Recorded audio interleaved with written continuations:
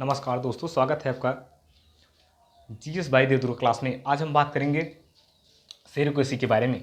दुनिया में सबसे बड़ा दुख अगर बात की जाए तो एक और दुख है, आप लोग बहुत अच्छी तरह जानते होंगे, वह है संतान ना प्राप्ति का दुख। दुनिया का बड़ा से बड़ा दुख है संतान का ना होना।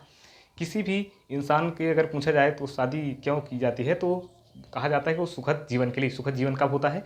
जब उन दंपतियों को जो है एक संतान पैदा हो जाए, तो उनका जो है सुखद जीवन शुरू हो जाता है। यह एक प्रकार का दुख भी होता है जो है पिता का या माता का, जो उनको संतान नहीं प्राप्त होती है। तो आज बात करते हैं सेरोगेसी के बारे में। यह वही प्रक्रिया है, सेरोगेसी एक प्रक्रिया है। यह क्या है? निसंतान संतान प्राप्त कर सकते हैं। सेरोगेसी एक ऐसी प्रक्रिया है जिससे जिनको कई साल से जो है संतान नहीं पैदा हो रहे हैं, बहुत प्रयास के बाद, तब भी वो इसके माध्यम से संतान प्राप्त कर सकते हैं। संतान प्राप्त कर सकते हैं सेरोगेसी के माध्यम से, जो है निसंतान लोग संतान प्राप्त कर सकते हैं। सेरोगेसी ऐसी प्रक्रिया है। दूसरी महिला पालती है। जैसे यह सेरोगेसी प्रक्रिया है तो यह इसको दूसरी महिला पालती है। यह मतलब वो महिला नहीं पालती जो उसकी माँ होती है, इसको दूसरी महिला पालती है। इसीलिए इसको एक और नाम से जाना है, क्रियायक कोख।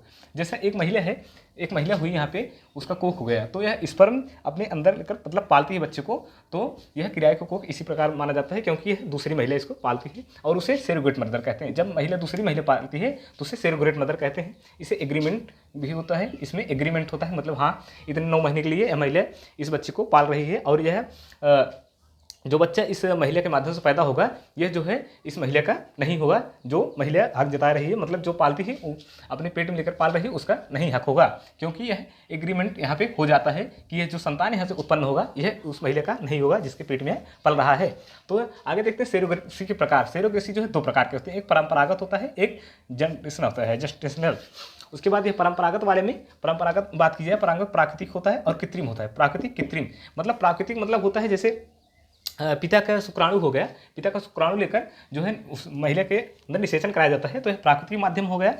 प्राकृतिक माध्यम इसे कहते हैं। उसके बाद कृत्रिम होता है। कृत्रिम जो होता है उसमें पिता का स्पर्म नहीं होता है, लेकिन बहुत यही माना जाता है कि पिता का शुक्राणु ही बेहतर माना जाता है, पिता का शुक्राणु ही ज़्यादा बेहतर माना जाता है। मतलब प्राकृतिक माध्यम सभी ज़्यादा अपनाते हैं, पिता का जो शुक्राणु बहुत बेहतर मानते हैं। यह हो गया सेरोगेसी प्रथम। और उसके बाद हो गया जस्टिनेशन। इसके बाद जस्टिनेशन हो गया आईवीएफ के जाँच के बाद, आईवीएफ की जाँच के बाद गर्भधारण कराया जाता है। जैसे इन विट्रो फर्टिलाइजेशन में जो है दोनों का स्पर्म और अंडाणु लेकर जो है कराया जाता है जांच। उसके बाद जो है प्रत्यारोपित महिला के गर्भाशय में कर दिया जाता है। उसके बाद 9 महीने बाद एक बच्चा पैदा होता है। यह रही आज का हमारा टॉपिक। जैसे फिर देखते हैं, सेरोगेसी एक प्रक्रिया है, इससे निसंतान लोग संतान प्राप्त कर सकते हैं। दूसरी महिला पालती है, दूसरी महिला जब पाले तो उसे क्रियायक कोख पालेंगे, मतलब अपने जब कोख में पालेगी तो उसे क्रियायक कोख मानेंगे। सेरोगेट मदर कहते हैं उसे। एग्रीमेंट होता है, मतलब 9 महीने बाद जो बच्चा पैदा होगा, वह जो महिला पाल रही है वह नहीं हक जता सकती है कि वह उसका बच्चा है। यह बच्चा उसी का होगा जो उसको मतलब एग्रीमेंट करवाई रही, उसका बच्चा होगा। उसके बाद सेरोगेसी प्रकार परंपरागत पहला होता है। इसमें 2 प्रकार के निषेचन होते हैं, मतलब 2 प्रकार होते हैं, एक प्राकृतिक एक कृत्रिम होता है। प्राकृतिक वाले पिता जो है अपना शुक्राणु देकर वो बेहतर माना जाता है, यही वाला बेहतर माना जाता है। उसके बाद दूसरा कृत्रिम मतलब दूसरों का शुक्राणु होता है। उसके बाद जस्टिनेशन होता है।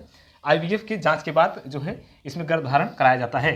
तो यहाँ आपकी जानकारी कैसी रही कृपया अवश्य बताएं। यदि आप इसे फेसबुक देख रहे हैं तो इसे जो है लाइक शेयर कमेंट करना ना भूलें। यदि आप इसे यूट्यूब पे देख रहे हैं तो लाइक शेयर सब्सक्राइब कमेंट करना ना भूलें। धन्यवाद।